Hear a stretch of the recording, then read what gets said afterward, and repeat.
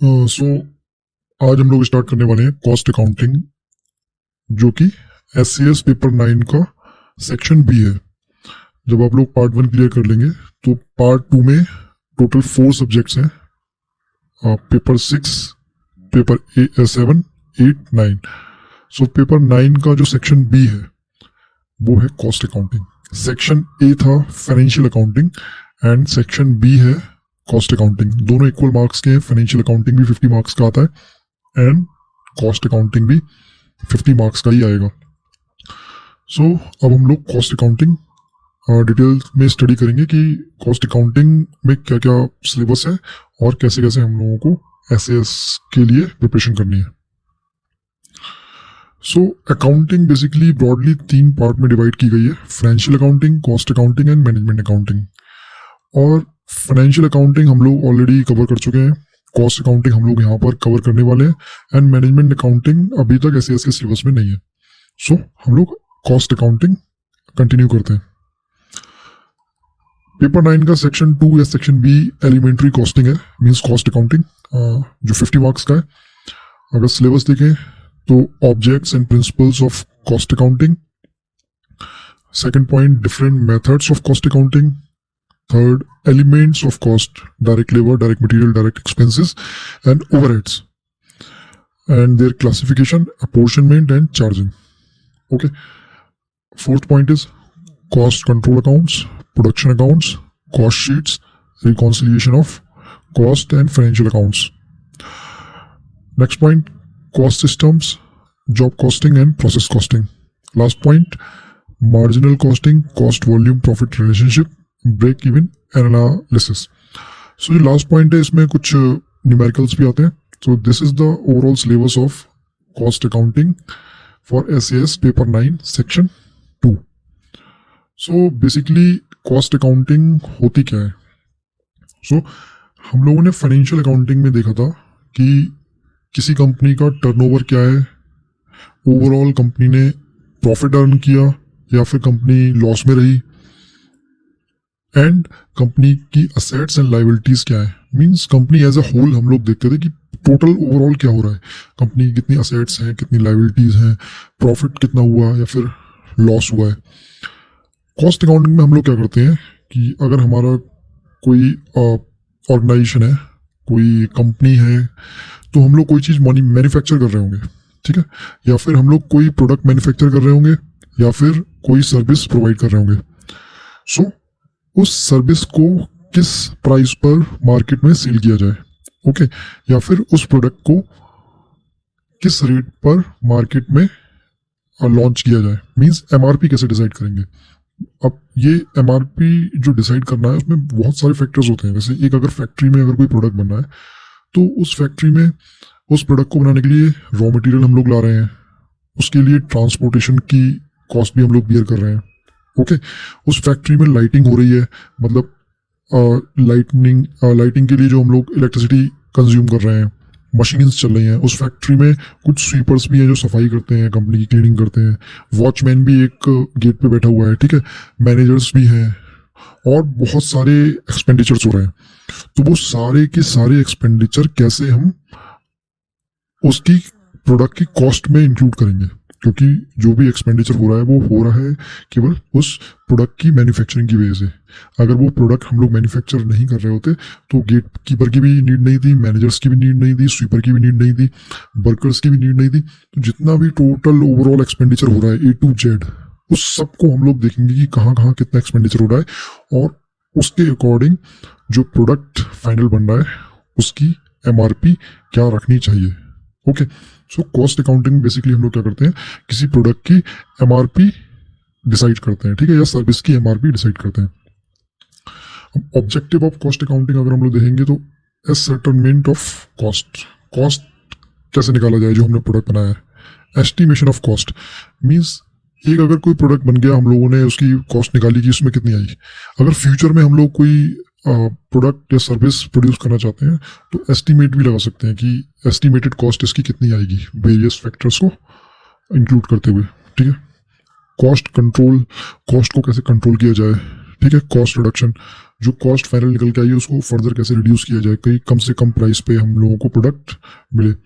Determination of selling price कि MRP product की कितनी रखनी है, अपना प्रॉफिट वगैरह उसमें इंक्लूड करके, ठीक है। तो ये है ऑब्जेक्टिव ऑफ कॉस्ट अकाउंटिंग, ठीक है। तो अगर हम लोग देखें कि financial accounting and cost accounting में क्या डिफरेंस है, तो यहाँ पर हम लोग देख सकते हैं कि फाइनेंशियल अकाउंटिंग में हम लोग क्या करते हैं, to know the profit loss turnover assets liability etc of organization, overall company को कितना प्रॉफिट हुआ लॉस हुआ ये सब चीजें हम लोग को निकालनी हो तो फाइनेंशियल अकाउंटिंग का यूज करते हैं, ठीक है। To know the current situation और पोजीशन ऑफ द ऑर्गेनाइजेशन, इससे कंपनी का क्या होता है कि ओवरऑल हमें पता चलता है कि कंपनी का परफॉर्मेंस कैसा है, सिचुएशन क्या है कंपनी की, लॉस मेकिंग कंपनी है, प्रॉफिट मेकिंग कंपनी है, असेट्स ज्यादा है, लायबिलिटीज ज्यादा है।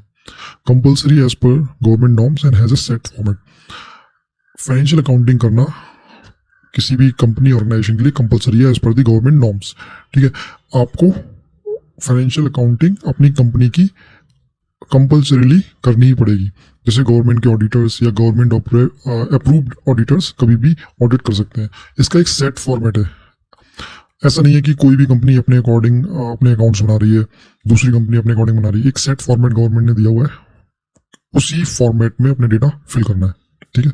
और इसका यूज कौन कौन करते हैं, जो फाइनेंशियल अकाउंटिंग की हम लोग इन्फॉर्मेशन निकालते हैं, फाइनेंशियल अकाउंटिंग करते हैं, उसकी जो रिजल्ट आता है उसको कौन कौन यूज कर सकता है।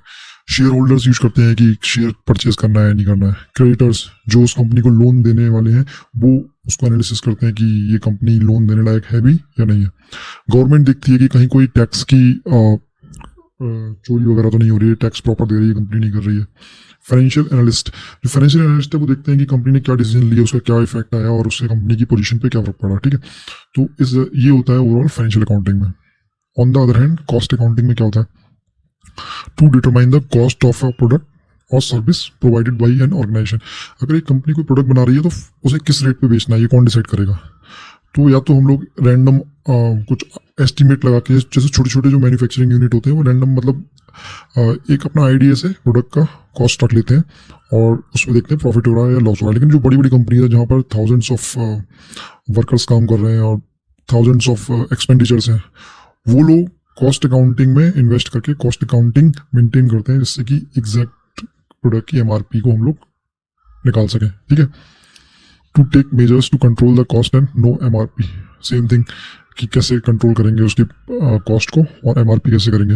No set format, cost accounting का कोई सेट फॉर्मेट नहीं है, जिस भी कंपनी को जैसा ठीक लगता है या फिर कंपनी के, ये बोल सकते हैं कि कंपनी के अकॉर्डिंग भी कॉस्ट अकाउंटिंग होती है। जैसे अगर कोई कंपनी कॉन्ट्रैक्ट लेती है तो वो अलग टाइप की कॉस्टिंग यूज करेगी, कोई कंपनी अगर सर्विस प्रोवाइड करती है तो वो अलग टाइप की कॉस्ट अकाउंटिंग यूज करेगी, जो हम लोग आगे भी पढ़ेंगे कि बहुत सारे टाइप की होती है, job costing, process costing, okay, unit costing, बहुत सारी मेथड होते हैं। तो जो भी मेथड जिस कंपनी को सूट करता है वो उसको यूज करते हैं। Statements are prepared as and when required use by internal management. Financial accounting में क्या था कि एवरी ईयर कंपनी को अपना डेटा मैनेज करना होता है और उसे अपने रिटर्न्स फाइल करने होते हैं, टैक्स फिल करना होता है। तो उसका एक टाइम है, सेट टाइम लिमिट है, Q1, Q2, Q3, Q4। But cost accounting में क्या है, जब भी मैनेजमेंट को लगता है कि हमें अब नीड है कॉस्ट अकाउंटिंग करने की तो वो लोग कर सकते हैं। और इसकी जो इन्फॉर्मेशन होती है वो इंटरनल मैनेजमेंट यूज करता है, क्योंकि बाहर वालों को इससे मतलब नहीं है कि आप प्रोडक्ट की कॉस्ट कैसे निकाल रहे हैं, उनको तो बस कॉस्ट एमआरपी पता होना चाहिए, ठीक है। इंटरनल मैनेजमेंट उन सब कॉस्ट अकाउंटिंग के डेटा को यूज करके एमआरपी डिसाइड करता है। It records historical and estimated data.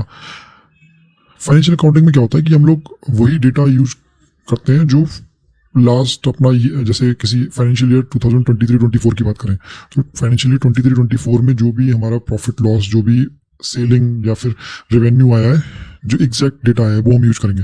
Cost accounting में क्या करते हैं कि हिस्टोरिकल डेटा, मतलब जो डेटा निकल के आया है वो तो यूज करेंगे ही, साथ ही साथ एस्टिमेट भी लगाते हैं कि इसकी वजह से कॉस्ट इतनी हो सकती है, ये भी फैक्टर हमें इंक्लूड करना है, फ्यूचर में ये हो सकता है तो वो भी हमें फैक्टर इंक्लूड करके चलते हैं। तो ये बेसिकली डिफरेंस देखें तो यही है, फाइनेंशियल अकाउंटिंग में हम लोग प्रॉफिट लॉस ओवरऑल जो कंपनी का है वो निकालते हैं। कॉस्ट अकाउंटिंग जो हम प्रोडक्ट या सर्विस प्रोड्यूस कर रहे हैं उसकी कॉस्ट निकालने के लिए, उसकी कॉस्ट कम करने के लिए, उसकी कॉस्ट रिड्यूस करने के लिए यूज करते हैं। अभी क्या है कि पहले फाइनेंशियल अकाउंटिंग कंपलसरी है, अभी कुछ कंपनीज के लिए जो कंपनीज एक्ट 2013 है उसमें कुछ ऑर्गेनाइजेशंस के लिए, कुछ टाइप ऑफ कंपनीज के लिए कॉस्ट अकाउंटिंग भी मैंडेटरी कर दी गई है. Now, cost accounting is mandatory for certain classes of companies in India. Section 148 of Companies Act 2013 establishes the legal framework for cost accounting in India. Okay, तो कुछ companies के लिए मैंडेटरी है. Cost accounting के rules and regulations कौन set करता है? तो उसके लिए एक इंस्टीट्यूट है जिसको बोलते हैं ICMAI. Okay, institute of cost accountants of India. ये लोग बेस्ट प्रैक्टिसेस इंट्रोड्यूस करते हैं. कुछ अगर गवर्नमेंट रूल्स में कुछ चेंज हुआ है तो उसको अडॉप्ट करते हैं कॉस्ट अकाउंटिंग के रूल्स में. ठीक है, और कॉस्ट अकाउंटेंट्स के लिए फॉर्मेट सेट करते हैं और रूल्स एंड रेगुलेशंस बनाते हैं. तो इस इंस्टीट्यूट का नाम क्या है? Institute of cost accountants of India. यहाँ पर जो एब्रिविएशन है उसमें ICMAI M भी है, बट यहाँ पर जो फुल फॉर्म है उसमें M कहीं नहीं है, बिकॉज जो ओल्ड टाइम पे इस इंस्टीट्यूट का नाम था वो डिफरेंट था, तो उसके हिसाब से एब्रिविएशन ये है. फिर अब जो है इसकी फुल फॉर्म चेंज हो गई है, लेकिन एब्रिविएशन सेम ही है. ठीक है, ICMAI institute of cost accountants of India is responsible for making rules regarding cost accounting. Okay, so ये एक मल्टीपल चॉइस क्वेश्चन बन सकता है कि ICMAI की फुल फॉर्म क्या है. तो M यहाँ कहीं नहीं आ रहा है. ठीक है, institute of cost accountants of India, because M जो ओल्ड इसका नेम था उसमें आता था, बट अभी जो न्यू अपडेटेड इसका नेम है उसमें M से कोई भी यहाँ पर फुल फॉर्म नहीं है, बट एब्रिविएशन अभी भी सेम है. देखो, कोई भी अगर हम प्रोडक्ट बनाते हैं तो उस प्रोडक्ट में 3 चीजें इंक्लूड होती हैं. ओके, 3 कौन कौन सी चीजें इंक्लूड होती हैं? एक तो होता है उस प्रोडक्ट में मटेरियल लगेगा. सपोज एक कोई प्रोडक्ट ले लेते हैं, सपोज कहीं पे अगर एक टीवी बनाने की फैक्ट्री है, तो वहां पर टीवी में जो चिप्स लग रही हैं, स्क्रीन यूज कर रहे हैं, बटन्स, प्लास्टिक, वो मटेरियल है. ठीक है, तो एक तो उस मटेरियल की कॉस्ट होगी. Okay, second, labour. उस टीवी को बनाने के लिए बहुत सारे वर्कर्स काम कर रहे हैं. ठीक है, तो उनकी जो सैलरी है, उनका जो लेबर है उसको बोलेंगे लेबर. ठीक है, एक हो गया मटेरियल, और एक उस मटेरियल पे जो वर्क करके टीवी बना रहा है जो पर्सन, जो वर्कर्स, उसको बोलेंगे लेबर. एक्सपेंसेस, मटेरियल और लेबर को छोड़ के जितने भी एक्स्ट्रा खर्चे हैं, एक्सपेंडिचर हैं, उनको बोलेंगे एक्सपेंसेस. ये कौन कौन से हो सकते हैं? देखो, मटेरियल आपको पता चली गया, जैसे प्लास्टिक हो गया, चिप हो गया, स्क्रीन हो गया, रिमोट्स हो गए, ये सब चीज़ हम लोग लगा रहे हैं मटेरियल. लेबर मतलब जो उस पर वर्क कर रहे हैं. एक्सपेंसेस का मतलब हो गया इसके अलावा जो भी खर्चे हो रहे हैं. सपोज अगर आप टीवी बनाने की फैक्ट्री है तो आपने कोई जगह रेंट पे ली होगी. ठीक है, वहाँ पर इलेक्ट्रिसिटी कंज्यूम हो रही होगी मशीन्स में. ओके, वहाँ पर मैनेजमेंट होगा और वहाँ पर अकाउंटिंग का स्टाफ होगा. वो सब जो एक्स्ट्रा है वो सब एक्सपेंसेस में आ जाते हैं. तो टोटल 3 चीज़ें किसी भी प्रोडक्ट की कॉस्ट में होती हैं. एक तो मटेरियल की कॉस्ट, एक लेबर की कॉस्ट, और एक expenses means other expenditure. Material भी 2 टाइप का यूज होता है. ठीक है, 2 टाइप का कैसे यूज होता है?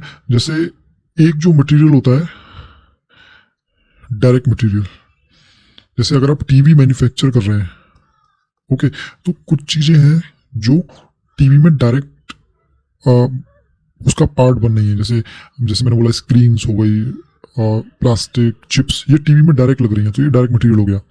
बट उस टीवी को बनाने के लिए सपोज कोई रोबोटिक हैंड यूज हो रहा है या फिर कोई मशीन यूज हो रही है, उस मशीन में हम लोग कुछ ऑयल यूज कर रहे हैं. ठीक है, लुब्रिकेंट्स वगैरह, ऑयल्स वगैरह यूज कर रहे हैं, तो वो भी मटेरियल है. बट वो मटेरियल जो है वो टीवी का पार्ट नहीं है, क्योंकि जब टीवी बन के आएगी उसमें वो मटेरियल नहीं होगा, तो वो इनडायरेक्ट मटेरियल हो गया. यूज वो टीवी की मैन्युफैक्चरिंग में ही हो रहा है, बट वो टीवी का पार्ट नहीं बनना है, वो उस प्रोडक्ट का पार्ट नहीं बनना है, तो वो इनडायरेक्ट मटेरियल हो गया. जैसे डायरेक्ट मटेरियल के बारे में अगर बात करें, becomes integral part of the finish good. ये जो गुड बना रहे हैं उसी का पार्ट बन जाता है, उसको बोलते हैं direct material. Which can be conveniently send to a specific physical unit. मतलब जैसे अगर हम बात करें एक चिप की, तो चिप कहाँ लगी है? सपोज इस एक टीवी में चिप लगी है, तो वो उसकी जो कॉस्ट है उस टीवी में हम लोग असाइन कर सकते हैं कि ये चिप इस टीवी में लगी हुई है तो इसकी कॉस्ट है. ओके, एग्जाम्पल क्या होगा? Material and components of the product etc. Okay, indirect material क्या होता है? All materials that is used for purposes ancillary to the business. जो कि वो मटेरियल्स जो डायरेक्ट प्रोडक्ट का पार्ट नहीं बनना है, लेकिन उस प्रोडक्ट को बनाने में कहीं ना कहीं यूज हो रहे हैं. जैसे कंज्यूमेबल ऑयल्स हो गए, ठीक है। प्रिंटिंग एंड स्टेशनरी, सपोज उस पर बिलिंग हो रही है, अकाउंटिंग हो रही है, उसके लिए भी तो स्टेशनरी प्रिंटिंग लग रही है, वो भी तो मटेरियल है, बट वो टीवी का पार्ट नहीं है, ठीक है। लेकिन वो खर्चा हो गया रहा है, वो एक्सपेंडिचर हो गया रहा है, बिकॉज हम लोग टीवी मैन्युफैक्चर कर रहे हैं, तो वो इनडायरेक्ट मटेरियल हो गया जो कि टीवी की मैन्युफैक्चरिंग में यूज हो रहा है। ओके, ऐसी लेबर भी दो टाइप की होती है, एक होती है डायरेक्ट लेबर और दूसरी होती है इनडायरेक्ट लेबर। डायरेक्ट लेबर जो पर्सन्स वर्कर्स डायरेक्टली उस टीवी की मैन्युफैक्चरिंग के लिए काम कर रहे हैं, ठीक है, जो मतलब टीवी को असेंबल कर रहे हैं, ठीक है, और उसको क्या बोलते हैं, उसको पैक कर रहे हैं, जो डायरेक्ट लेबर जो डायरेक्ट प्रोडक्ट पे ही काम कर रहे हैं, उनको बोलेंगे डायरेक्ट लेबर।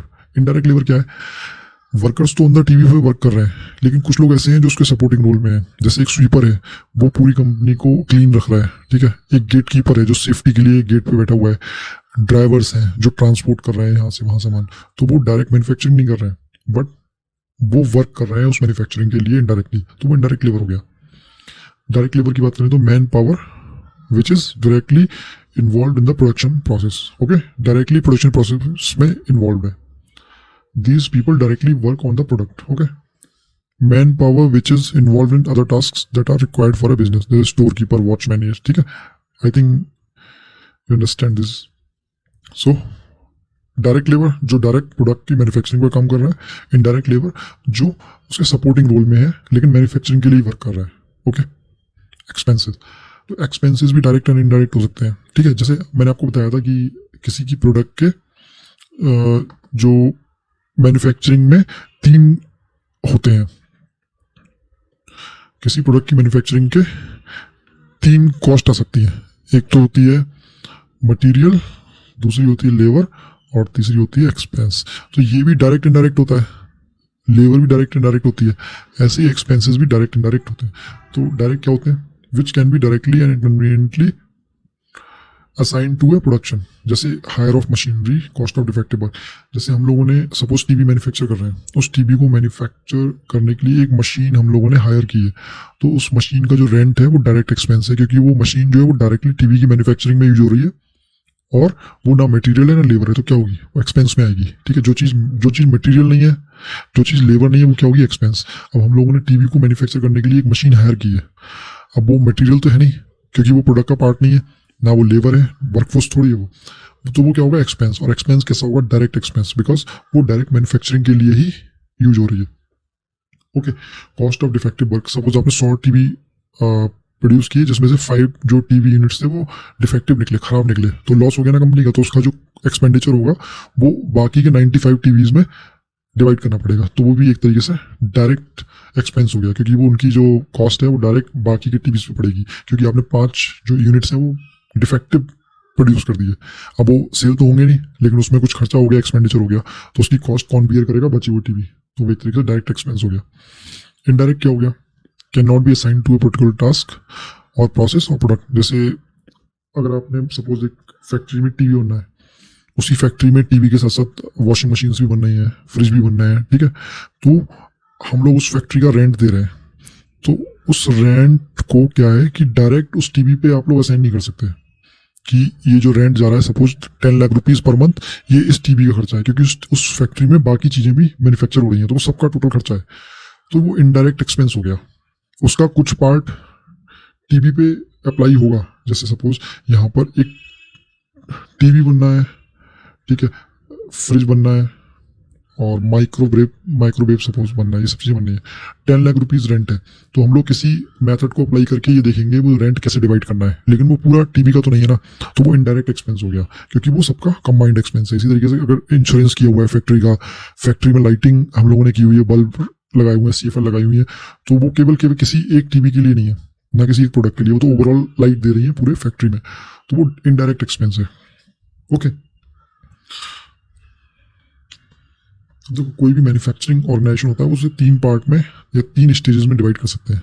सबसे पहले फैक्ट्री होती है जहाँ मैन्युफैक्चरिंग होती है, फिर एक ऑफिस एंड एडमिनिस्ट्रेशन होता है जहाँ पर उसकी पूरी अकाउंटिंग और उसका पूरा डिसीजन, पॉलिसी डिसीजन वगैरह लिए जाते हैं। तीसरा पार्ट होता है सेलिंग एंड डिस्ट्रीब्यूशन का, जहाँ पर प्रोडक्ट सेल या डिस्ट्रीब्यूट किए जाते हैं, जो शोरूम वगैरह हो गए। ओके, अब देखो मैंने आपको बताया था कि 3 जो कॉस्ट होती है वो 3 कंपोनेंट से मिलकर बनती है। एक तो होता है मटेरियल, एक होता है लेबर और एक होता है एक्सपेंस। अब ये भी दो टाइप के होते हैं, direct material, indirect, direct indirect, direct indirect, direct indirect, direct indirect, direct indirect. ठीक है, तो मटेरियल भी दो टाइप का होता है, direct material and indirect material. Labour भी दो टाइप की होती है, डायरेक्ट लेबर, इनडायरेक्ट लेबर। ऐसे ही एक्सपेंस भी direct labour and indirect labour दो टाइप का होता है। तो इसमें से हम लोग अगर डायरेक्ट मटेरियल ले लें, डायरेक्ट लेबर ले लें और डायरेक्ट एक्सपेंस ले लें और इन तीनों को अगर हम लोग ऐड कर दें, ठीक है, तो जो कॉस्ट निकल के आती है उसको क्या बोलते हैं, prime cost. Okay, so direct material, direct labour plus direct expenses is equal to prime cost. इसको बोलते हैं प्राइम कॉस्ट। ये एमसीक्यू आ सकता है कि प्राइम कॉस्ट में क्या क्या चीज इंक्लूड होती है। तो direct material, direct labour and direct expenses. तो इनडायरेक्ट वाले का क्या होता है, अगर हम लोग इनडायरेक्ट वाले तीनों ऐड कर दें, indirect material, indirect labour and indirect expenses, तो क्या बनता है, उसे बोलते हैं ओवरहेड। ओवरहेड्स। ओके, तो जो कॉस्ट जो होती है वो 3 चीजों से मिलकर बनती है, मटेरियल, लेबर एंड एक्सपेंसेस। ठीक है, इसके भी दो पार्ट होते हैं, direct indirect, direct indirect, direct indirect. So अगर डायरेक्ट वाली ऐड करें, direct material, direct labour, direct expense, तो क्या बनता है, प्राइम कॉस्ट। और अगर इनडायरेक्ट वाला ऐड करें, indirect material, indirect labour, indirect expense, तो क्या बनता है, ओवरहेड्स। ओके, अगर इनडायरेक्ट वाला ऐड करेंगे हम लोग तो ओके,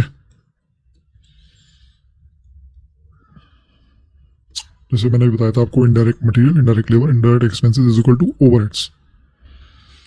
अब ओवरहेड्स क्या है कि तीनों जगह हो सकते हैं, फैक्ट्री स्टेज पे भी ओवरहेड्स हो सकते हैं, ऑफिस एंड एडमिन स्टेज पे भी हो सकते हैं। मैंने बताया 3 प्रोसेस होती है, फैक्ट्री होती है, फिर ऑफिस होता है, फिर होता है सेलिंग एंड डिस्ट्रीब्यूशन। तीनों जगह ओवरहेड्स हो सकते हैं। अब उसको डिस्कस करते हैं, ओवरहेड्स। फैक्ट्री में क्या क्या ओवरहेड होता है, ओवरहेड मतलब इनडायरेक्ट, ठीक है, इनडायरेक्ट वाला।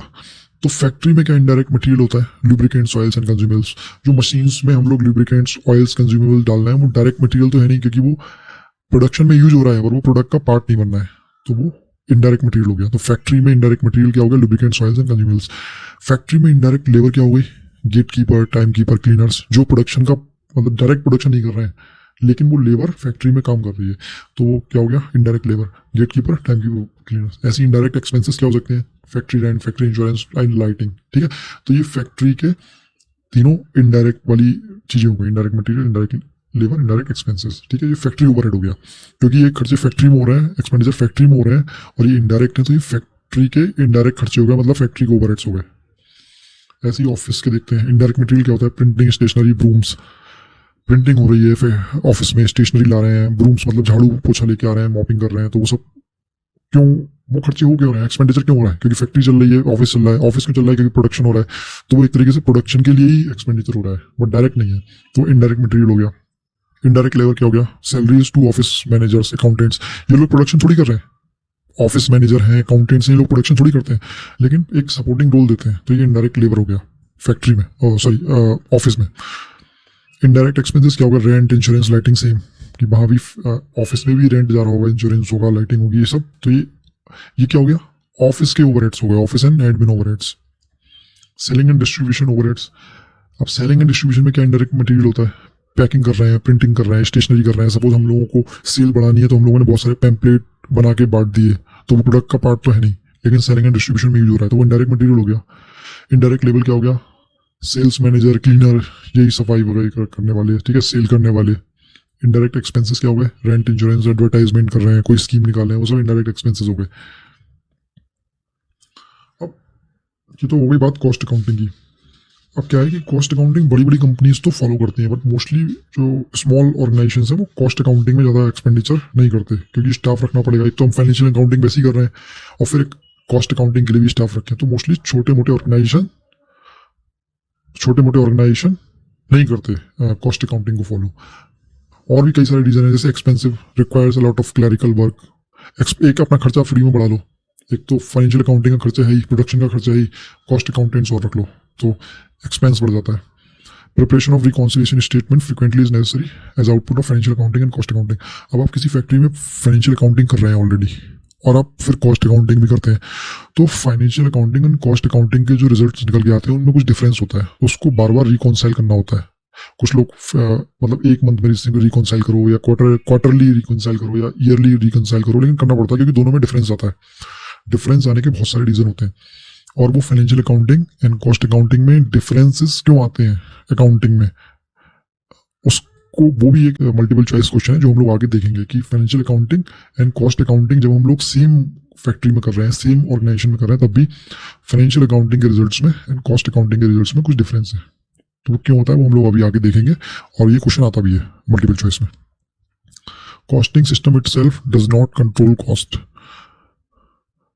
therefore many times small and medium businesses do not implement cost accounting, rather their management themselves control the cost। अब क्या होता है कि कॉस्टिंग अगर आप कर भी लोगे तो कॉस्टिंग से आपको इन्फॉर्मेशन मिल जाती है कि कहाँ कहाँ क्या क्या कॉस्ट आ रही है, वो अपने आप कॉस्ट को कम नहीं करता। फिर जो आपको इन्फॉर्मेशन मिलती है उसके बेस पे आपको डिसीजन लेने पड़ते हैं, तब जाके वो कॉस्ट कम हो सकती है, पॉसिबिलिटी है। लेकिन वो ऐसा नहीं है कि आपने कॉस्ट अकाउंटिंग इंप्लीमेंट कर दी तो प्राइस या कॉस्ट प्रोडक्ट का कम हो जाएगा। तो बहुत सारी कंपनीज में क्या करते हैं कि मैनेजमेंट को दे देते हैं कि आप अपना जो एक्सपेंडिचर है वो कम से कम रखो, जिससे प्रोडक्ट को हम लोग ज़्यादा से ज़्यादा प्रॉफिट में सेल कर सकें।